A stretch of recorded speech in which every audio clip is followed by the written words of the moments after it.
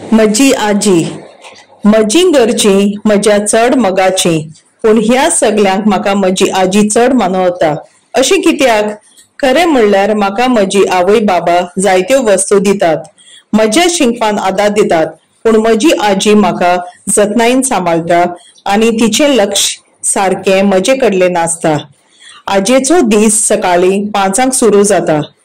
ती चाव आनी चपाती करूंक म्हाका शाळेक वचपाक उठयता आनी म्हज्या आई बाबाक कामाक वतना तांकां जेवणाचो डबो तयार करता।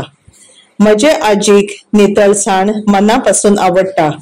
घराची जमीन, सामान, आयदनां, कपडे सगळें ती निवळ दवरता। म्हजे आजीचो ताळो गोड, ती बरी गायता आनी म्हाका देखीच्यो काणयो सांगता। म्हजे ती केन्नाच रागार जायना। तिका खूब बारीकसाण दवरपाची संवय आसा, हाका लागून ती नव्या वस्तू रोखड्योच शिकता। टीव्हीचेर ती कार्यावळी मन लावन आयकता आनी समजून घेता।